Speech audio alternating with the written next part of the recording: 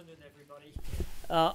I thought I was due to just offer a few concluding remarks and words of thanks, but it seems now that I'm being pushed into providing a summary of the discussions, and I'm afraid that's just impossible. I think the discussion we had today was indeed fascinating, very interesting. I've learned a lot. I hope that you in the room have learned a lot as well. But I'm afraid I will disappoint you if I have to summarize everything that we've said. However, I'd like to start with the easy bit, which is thanking everybody. And I would like to first of all thank the FEE team, Petra and her team, because without them we would not be here today.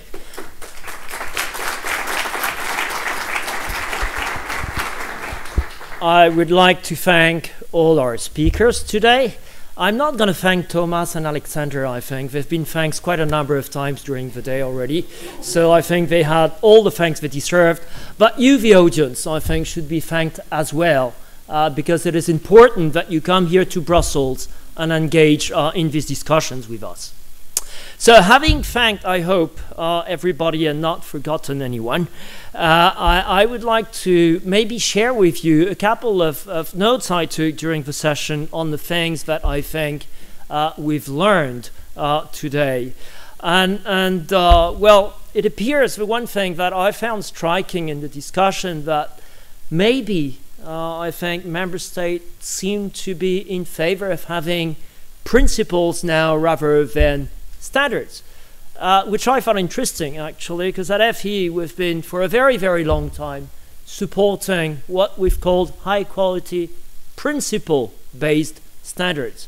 So if we're now moving to having principles without standards, I'm not exactly sure where we are, and I don't think that principles is exactly what we're talking about the same things when we're using the word principles.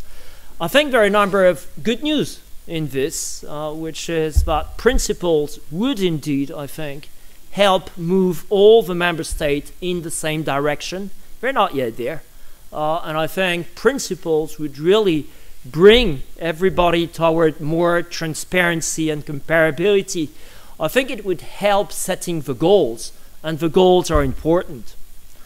I think principles would be very helpful and instrumental in having a conceptual framework from the beginning. I think that's a point that has been made by Thomas, rather than starting with the standards and then opening a conversation on what the conceptual framework supporting these standards should be. So I think that's also an interesting line of thought that we should explore. And also having these principles agreed and a conceptual framework agreed, I believe, would actually also prevent having further divergences, if not conflicts, later down the road. I'm not necessarily talking about conflicts in the standards, but also conflicts among the member states. So I think there is something really important that we should explore with this idea of principle. But I think it can be good as well to have principle, because it may avoid that those member states who are already doing very well would have to step back in a sense and would be forced, because of the maybe premature adoption of standards, to be aligned on less demanding standards, less transparent standards.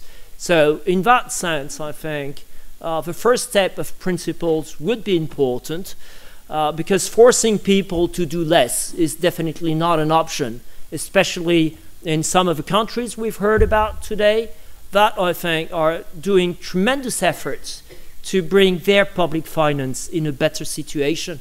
So harmonization is important, but not downward harmonization. I think it's important as well.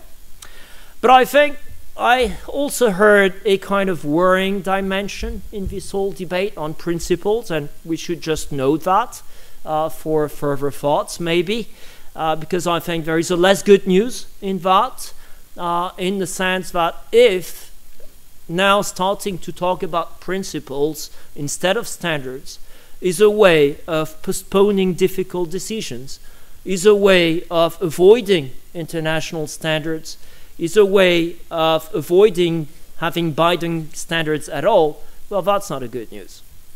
If it's a way of letting member states continue to do their own things, even if some of them do very good things, but if, in other words, it's a way of resisting much needed change, then it's not a good news. So I think we have to further explore this idea that has been presented to us today. Now, it's always difficult to change, and that's what it's all about, I think, this conversation that we're having into this roundtable today and the roundtable we had some time ago. But I think there are a couple of questions we should ask ourselves here, and one of the critical questions is, can we afford not to change? I think it's important that we remember the background of the discussions we're having today. And let's be honest, I'm afraid, and I'm usually not a pessimistic, but I'm afraid that recession is not very far away from Europe. I'm afraid that if you get outside of the Brussels bubble, the social tensions are still very, very high. I'm afraid that our public finances are just not sustainable. And we see that member states rely on a daily basis on financial markets to finance their activities, not to finance investment. So I'm very glad actually that the point was made today on what is the role of markets, what is the role of bondholders in this whole debate, and why are we doing what we're doing. Well, if we want to move forward, I think Oscar gave us the right recipe with his experience from Portugal. But I'm actually not sure that I want to wait for the entire Europe to be under some kind of IMF surveillance program to start moving forward. But I think indeed that was, an interesting recipe with lessons learned, And the lesson is that we only start changing, we only start moving when we're really forced to. I think we are forced to. I'm not sure everybody feels yet that we are forced to. So in this context, I think it's important that we also remember what Europe needs. And I think what Europe needs is bold decisions. And it's fantastic because that's so easy to say, especially when you don't have to make the decisions and when you're not politically responsible for the decisions. But indeed, I think we need very bold decisions to move forward.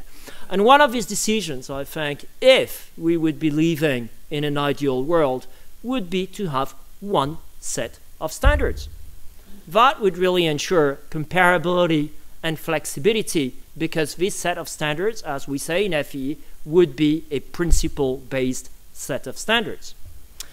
So such standard, I think, such set of standards should ideally, again, be international.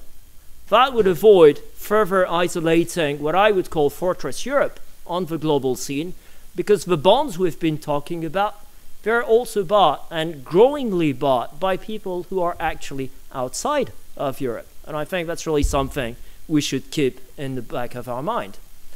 Having such a set of international standards, I think, would also avoid that we waste resources in reinventing the wheel. So there is something that I believe we have to think about. Now we know, especially here in Brussels, that Europe is a continent of small steps, I would say. There's no big bang approach, rarely. No big leaders, rarely. No cultural revolution. I think that's a good thing if you compare the Chinese example. But that's the way we are, and that's the way we move. So in this respect, I think the stage approach, that is another key topic that we've discussed today, makes a lot of sense. Again, I think it would allow the most advanced member states to proceed with their own system and continue developing, while the other, maybe less advanced member states could take a little bit more time, but continue developing. And if we move in the same direction, thanks to a conceptual framework or a robust set of principles, then one day, and I hope this day is not too distant and that I will see it, because there is, I think, a sense of urgency still in the matter we're discussing, we will be in a position maybe to adopt a complete set of standards at European level. It has been said, I think, in this respect and by different participants to today's discussion, that it's all about political leadership, and that's very right. I think things will move forward in Europe collectively with the EU 28 member states if our political masters so decide. And that's actually a key example of one of the characteristics of Europe, which is at the end of the day a fairly top-down organization. We have to get all the 28 leaders on the same spot so that things move forward. However, I must say that I sometimes think that what we miss most in Europe today is exactly that, political leadership. So it's not going to be easy. And I think here I'd like to really pay a tribute to Eurostat and the European Commission, because they are doing their share in terms of leadership.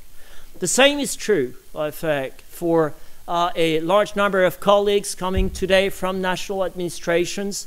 They are playing their share. They're doing their bit, I think. But both of them, in the national administrations, in Eurostat, in the Commission, were not able to produce a standard that would actually require political vision and boldness in member states, heads of states. So that's not something that is in their remit. But I think we all together, and I mean by we, the citizens, I think we can put pressure on our leaders to use taxpayers' money, our money, in a sustainable and responsible way. We all have, I believe, a responsibility to do so, as citizens, I've said, as taxpayers, and also as investors, but also as professionals. And I'm very proud to say that the accountancy profession fully plays its public interest role in this debate, thanks to all the colleagues involved today and to Thomas' leadership. Thank you to our member bodies who are all contributing to help us foster this debate in Brussels. Thank you to Alan, who is bringing also a lot of leadership in the work of our working party and in the discussions that we're having today. There are actually a lot more things that we could be discussing in this respect. And you know that we're already working on a next edition of this roundtable, where I hope to see as many people as today and as the last time. But there are too many things that we could or should be discussing. Therefore, what I think we would like to suggest we do is that we're going to come back to all of you by email with a little electronic survey to have your direct feedback. I said we wanted to engage all stakeholders and that we believed in democracy. So that's democracy in motion. We're going to come back to you and send you an email proposing a number of topics that we think would be appropriate for our next discussions, and also opening you the possibility to suggest the themes that you think will be the most important to discuss to make real, tangible progress on what I believe is a very important issue that we all have a responsibility to solve. So I very much thank you for being here today, and I look forward to seeing you for our next roundtable. Thank you very much.